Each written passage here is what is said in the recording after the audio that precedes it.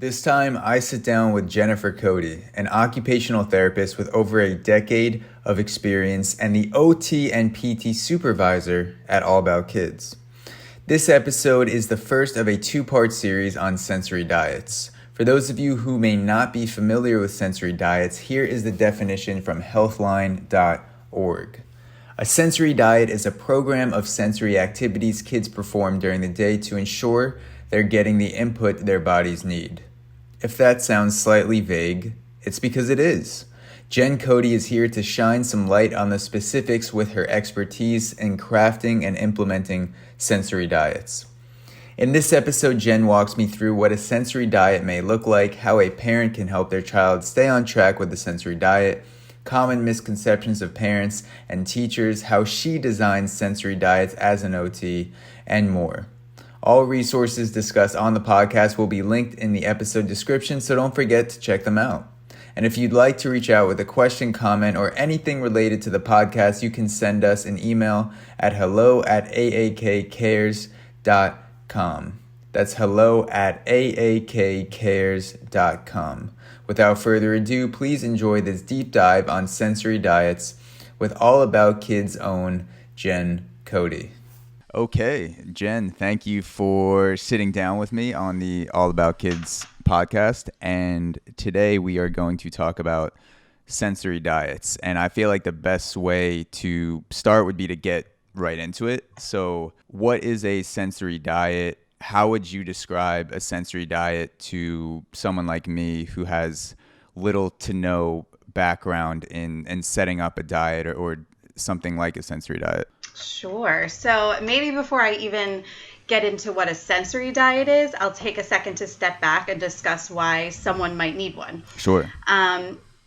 Basically, our bodies need different things at different times, right? Sometimes we might need some more energy. We might need to be more alert. Other times we need to be calmer, quiet, maybe more attentive. As we develop, we discover how best our bodies how we can get our bodies ready to perform different activities. However, children, obviously, are still learning those kind of things.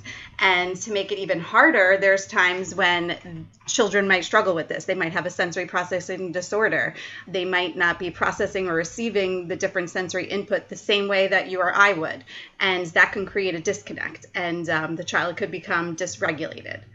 So I can go on and on about different kinds of sensory processing problems, but we could maybe save that for another podcast. Yeah. So the sensory diet is meant to bridge the gap with that disconnect. There's something that the child is not doing to the level that they should be doing, and the sensory diet is a way to bridge that gap. Exactly. It's just one of the ways that a therapist could help treat a child with sensory processing disorders. Mm-hmm. So a sensory diet is more of a specific set of prescribed sensory input that a child participates in at different times of the day.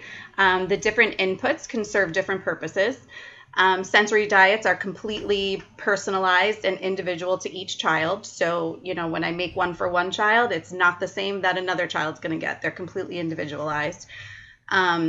They're often recommended to children, like I said, with sensory processing difficulties or sensitivities. And the thought process behind it is you want to help a child regulate their sensory systems in order to best participate in their daily activities. So you start to think about what a child's daily activity is. Their work is play. Mm-hmm. Their work is learning. So how to best get them to that perfect level that they can participate and engage in all of those different activities that are important to them.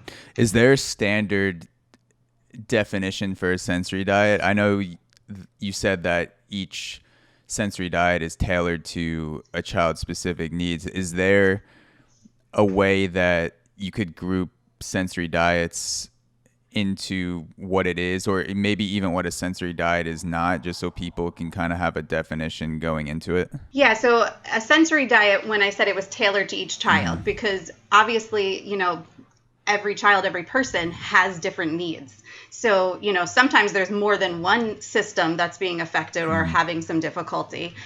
So they might overlap and there might be different pieces to it, but it's also not always going to be all of the systems that are struggling. So sometimes you can break it down into specific systems. So maybe there is a tactile defensiveness. So you're talking about touch, how they're interpreting the touch system. Or maybe there's an oral motor dysregulation. So you're talking about touch, but in their mouth, and the way they're able to use their mouth in appropriate manners. Vestibular processing is another one. So, how you're interpreting the different movements that are coming in. So, sometimes we break down the sensory diets into those specific issues, I guess you could say, that the child is having, and the activities would all be related around that kind of thing.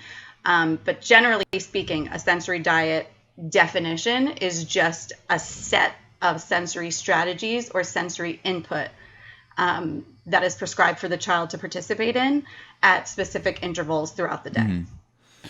And so as an OT, how do you grasp what the right state is that you're attempting to bring the child back to? Because if you're bridging the gap to help the child walk through life in a way that it's going to help them live a more fulfilling life, it'll help them use their senses better, be more set to take on challenges. How do you determine what that right state is, and the level of, like, this is where the child is now, and like this is where they're going to operate more optimally?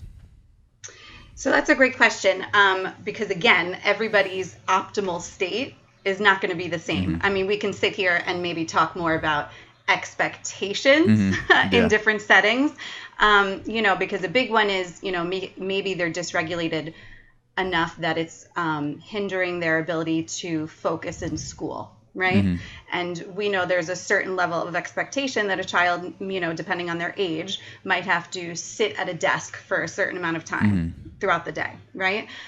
So maybe that's the right state. We want to get them to a place where their body is ready to sit and ready to learn. The great thing is that's shifting, and expectations are changing in the classroom. So, we finally, as a society, I guess, as an educational society, grasped that not all children need to sit in a chair to learn. So as an OT, that makes me thrilled that that's changing. The expectations are changing, but that's still sort of a baseline to think about. The right state is wherever the child is going to be best able to function in that environment. So the environments will dictate the right state. The right state might be different for different environments, right? If they're having issues playing on the playground because they're being too rough or something, obviously I'm not looking for them to be able to sit and learn on a playground. So that expectation, that right state for that environment is different than what it is for them to sit and learn in the classroom. So to me, in a nutshell, it's a child wherever the child's body is best able to function in that specific environment is the right state. Yeah, that's an interesting point, that we have to think about the expectations of the environment, and how when we learn new things about the actual learning process for children and also adults as well, that people learn better in different ways. And it's not like back in the day, I feel like everything was structured to, you have to be able to learn like this or else you are considered outside of that expectation. And so it seems like sensory diets are no different, where as we understand and learn more about the actual learning process, that those expectations will shift towards the quote unquote optimal state, because they're different optimal states depending on what you're trying to do, like you said, whether you're on the playground or you're in a classroom. And I imagine that is difficult and also fun for you at the same time as an OT, as more information comes out about how we learn to gear sensory diets towards that growing knowledge base and using that to help kids function better. Absolutely. The more information that we have coming in, the more, studies that are done, the more buy-in there is from parents, teachers, just in general, to make these accepted parts and make it easier for all kids, to be able to get to that right state. Is there a good way to give an example of what a day in the life of a sensory diet would look like, because there are different, obviously different tailored diets for each kid. Would it be helpful to break it up into less active and more active, or maybe hypo and hypersensitive, for examples? Would that be helpful, or what would be the best way to kind of give an example of a day in the life of a sensory diet? So like I mentioned, I could get very detailed into it, but more generally speaking, it kind of, or maybe senses. A sensory diet maybe is sense. It would be better to maybe pick a sensation and have the goal in mind, where maybe this is a lower energy child and we're trying to do things with vision or smell or something like that. Would that be a good example? Yeah, so I can give a common one that I see a lot with like preschool age children, and something that I think is a little bit more tangible when talking about a sensory diet, so it's easier to envision, is maybe an oral motor one. Okay, so maybe this child is the child that maybe he's 4 years old and he is in his classroom at his preschool, and he's the child who is constantly has sleeves that are sopping wet, maybe has a hole in it because he's constantly chewing on his sleeve, or maybe he's chewing on the crayon, or he's putting things in his mouth that shouldn't be in his mouth anymore. Children learn by putting things in their mouth, but when they're like 1, not when they're 4. So now you're like, wait a minute, what is going on? Why is he doing this all the time? So I would sit back and say, okay, my first guess, you want to rule out and make sure that it's not something medically based, right? Because, there are disorders where kids are trying to eat things that are non-food. But let's assume for our purposes that the child is typically developing and all of that, there's no medical background that points to something more serious, that it really seems to be sensory based. So now when I say that, it looks to me that he's looking to get oral input. He's looking to get more, right? Because for us, normal, like typically developing people, children, we, when we're eating, we get just normal eating patterns. We can get some sensory input. You know what I mean? And some adults have bad habits as well. You can call it a bad habit sometimes. You're chewing on the edge of your pen or something like that. But with the child, it would seem to me that he's not getting enough input orally. So I would say, how can we get him that input in a more acceptable way, right? Because we don't want him to choke on something. We don't, germs. We don't want him to put, especially right now, germs. We don't want him to put anything in his mouth that other children have touched. We want him to have friends. And also we don't want to ruin his shirt. We want him to have friends. Yeah, we don't want him to be that kid that's just eating his shirt in the corner. Exactly. So now we have to say, okay, so how can we get him that same input in a more acceptable way? So now, right off the bat, the simple things that I would suggest for a parent is, okay, he brushes his teeth. Let's use a vibrating toothbrush because that just amplifies normal input. He has to brush his teeth every day, right? So now we're just giving him that vibration. And then the plus side is it's going to clean his teeth better. So let's let him use a vibrating toothbrush. So right off the bat, he's getting more input at least twice a day, right? You can even take it a step further. Let him play with the vibrating toothbrush. Let him brush his tongue with it. Let him brush his inside of his cheeks, the outside of his cheeks. You know what I mean? Maybe do that. And that's a really easy thing to embed right in their regular routines. You're just changing the toothbrush. So that's something really simple. Then you want to look at maybe the kinds of snacks he's eating. Give him something that is really crunchy, like a raw carrot. Or chewy, like a bagel, something that really requires his jaw to move a lot. So now, again, it's just his snacks. You don't have to change much. You're just giving him more, I guess you can say, aggressive input with something he's already doing during his snacks. So thinking about things like that. Then if that's not working, we go a level higher. So maybe he needs something that's acceptable to chew on, they have like really great things now. It's called jewelry. So it's jewelry that was made. It's made out of like silicone or like that like that plasticky, not plastic. Oh it's wow! silicone, but it's chewy. It's like soft, and So they you can make wear it and an acceptable looking chew on it. necklace. Okay. Yeah, and he could pop it in his mouth and chew on it. So he's not ruining his shirts or anything like that, and he knows that this is okay to chew on, but not the crayon or not this. So they have things like that. Also, then if you want to engage the oral muscles and get that kind of input, there's so many games that he can play, and blowing bubbles. So you're really getting that input. You're making him move his mouth to do that, blowing bubbles throughout the day. Even using a straw, sucking through a straw instead of an open cup, because that'll require some more work. So all things like that are very easy to embed. You're not changing anything really. You're not purchasing equipment. You're not trying to add anything more to the day, but simple activities. So, you start out and you say, let's try this. Like I said, the vibrating toothbrush, twice a day, and maybe he's also allowed to play with it before lunch, like a little bit before he eats.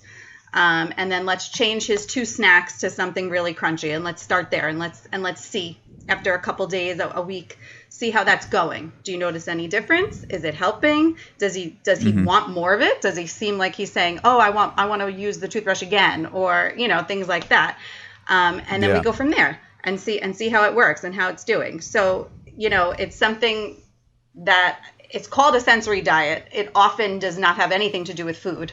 This in this particular case, sometimes it does, but it doesn't really have anything to do with food. And we want it to be something that's really easy for the family to put into their routine and to put into their their daily lives. And the same for a teacher. If he's struggling in school, or if he spends a lot of his day at school or at daycare or something like that, it doesn't matter if the parents are doing it home, because now also the other caregivers and the teachers have to follow through. So again, it can't be something that is so difficult to do or take up so much time that they're not going to be able to realistically follow through with it. And I like how it's not just identifying something that's not socially acceptable, like a kid is doing, such as chewing on his shirt, and then taking that away completely and not offering an alternative. That you're identifying a craving or an activity that a kid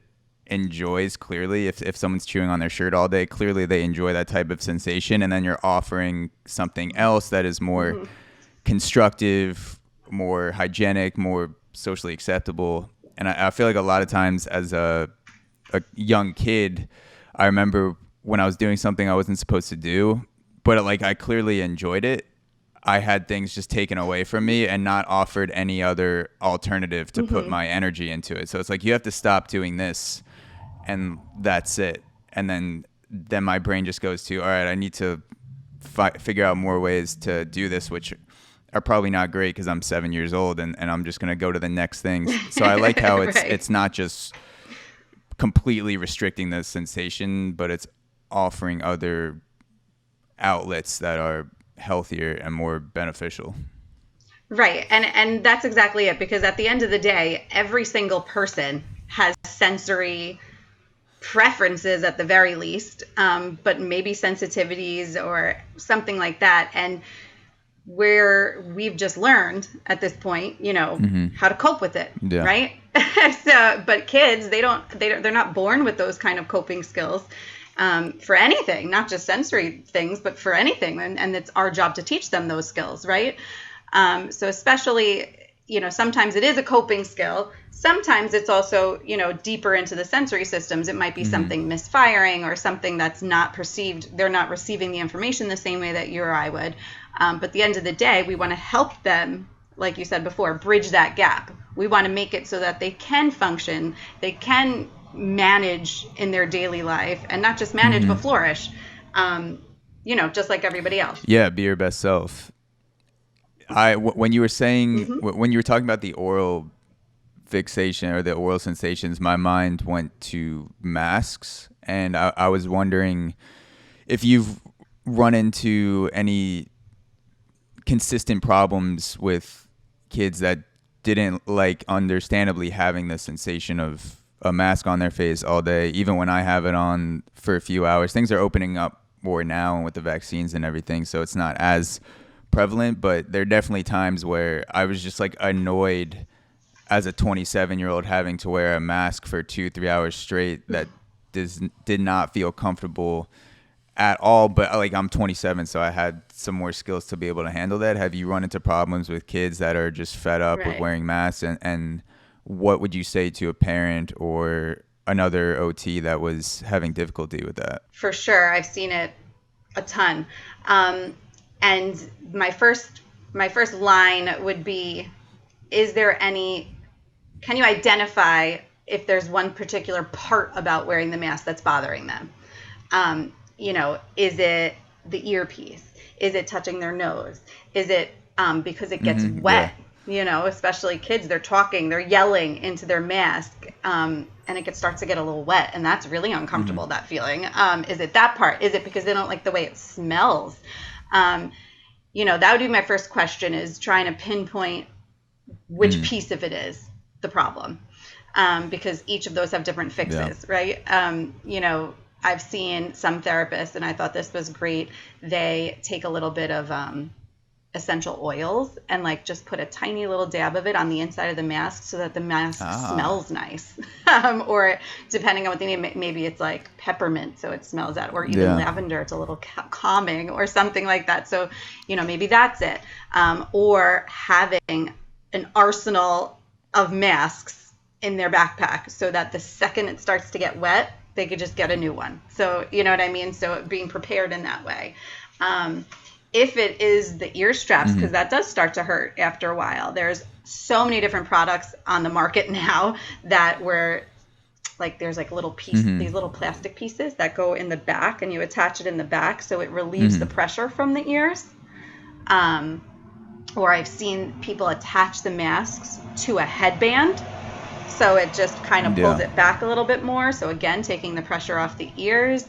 And it's funny, I have a student that I'm picturing in my head, who hates it touching his nose, hates it. So, I mean, he'll do it, but inevitably 2 minutes later, he's pulling it down, and he'll stop it right there. But as we know, that's not the proper way to wear a mask. So, he needs the frequent verbal cues. He's old enough where I could just say, fix your mask. But some kids, it might be that simple. They just need the reminders, or reminding them that they can have a break. Like, do you need a break? Do you need a break from the mask?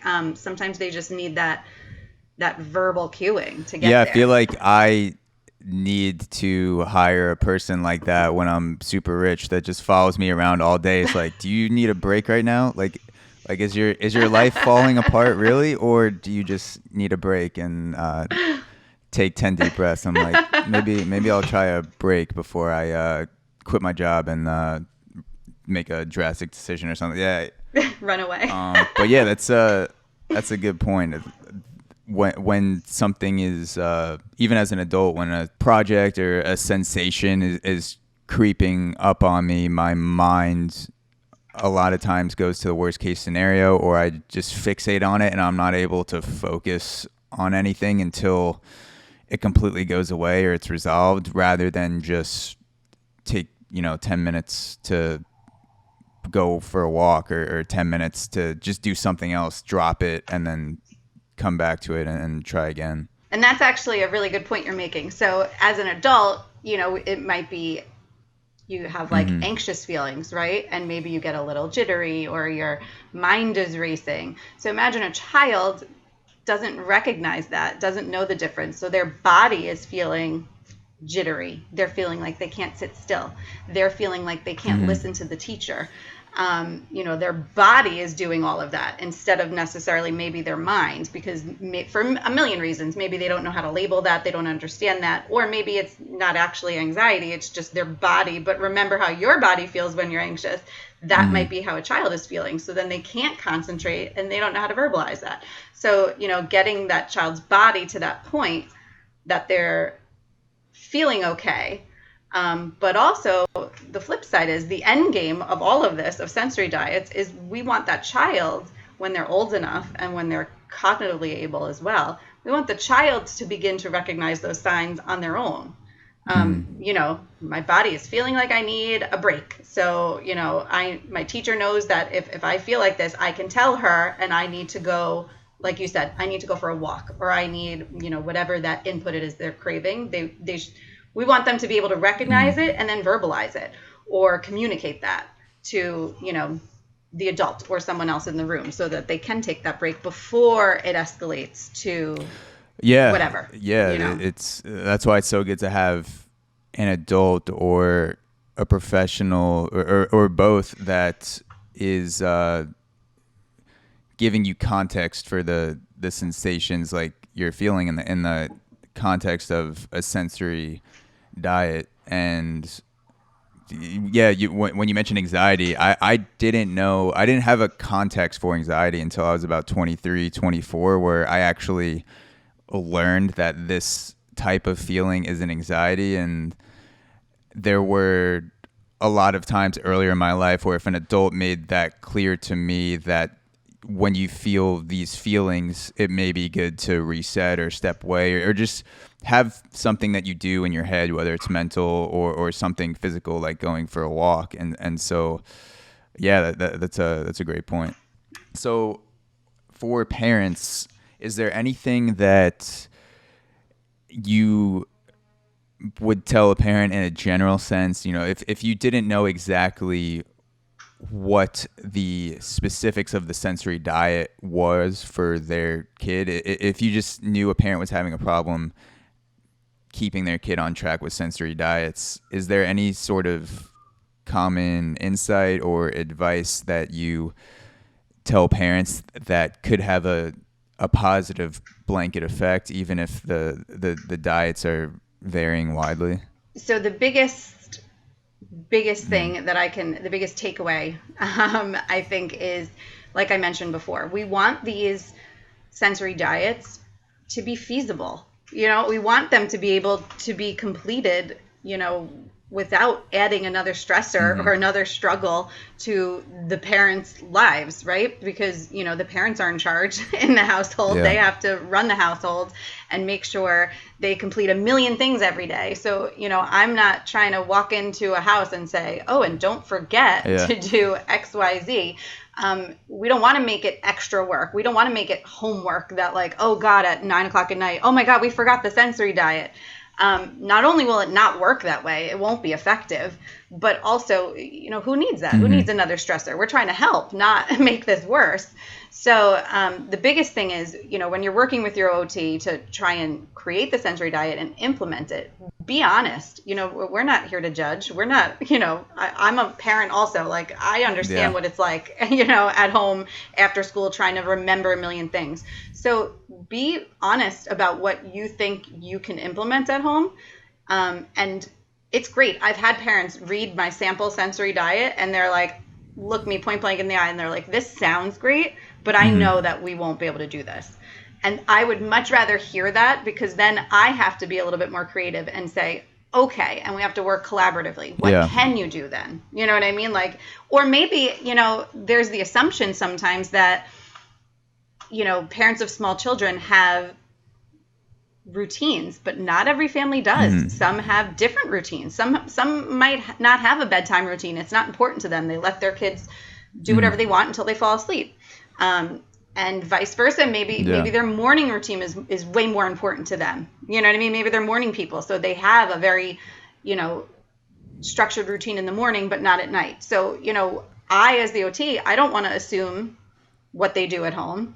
And the parent, I want them to tell me honestly, like, that's not important to me and that's not important to my family. So we're not really going to be able to implement that. So then I have to go back to the drawing board and say, okay, so I still want that kind of input. Where in the day do you think you'd be able to implement it? Or what kind of, tools or equipment do you have access to? And I say tools and equipment very loosely. I don't mean it in a very literal sense. When I say equipment, I might even be talking about like can you walk to a playground? It might Yeah. not be something you have in your house or you own, but do you have access to that? Or does your child's school have a playground? Or tools, like I said before, I'm talking about a toothbrush. I'm not saying you need to go out and buy, all of these fancy things, but it's like, just knowing what they have on hand at their own house. And like I said, if they can tell us, as long as there's open communication and honesty, that is the best chance of following through with the sensory diet, which is the key to making it effective. It's not the kind of thing where you can just do it once in a while. It needs to be followed. Not exactly, but how the OT is explaining it and prescribing it. And the point is, if you make it really easy, it's not going to be hard to follow it. It's just going to be part of your day. Really quickly before we give a preview of part 2 and end off, have you ever had a parent look at a sensory diet and tell you, like, damn, maybe I should be doing some of these things? Because I was going through examples of sensory diets, and it was, add more active physical routines to morning with stretching, or whether it's dancing or doing something active, use a weighted blanket, or scents at night, have something that's, blowing scents into your room. I'm like, that's yes. Like, should I be doing this too? Sounds nice, right? Yeah, and actually that's the best thing. And I often will tell parents and really teachers, this is a big one for teachers, because don't forget, a teacher has a class of maybe 20, 30 kids in some cases, and I'm sure they have more than one child that has, some concerns or difficulties or struggles with various things. And the thing I always want to say is, honestly, pretty much every single part of a sensory diet would, if it does not benefit directly the other children, it's fun. So there's no reason why the entire class can't do, if time allows or things like that. There's no reason the whole class together can't do it. Same with at home with the family. Like, if I'm saying the child needs, maybe they have vestibular, they need more, they're craving vestibular movement, so they like spinning.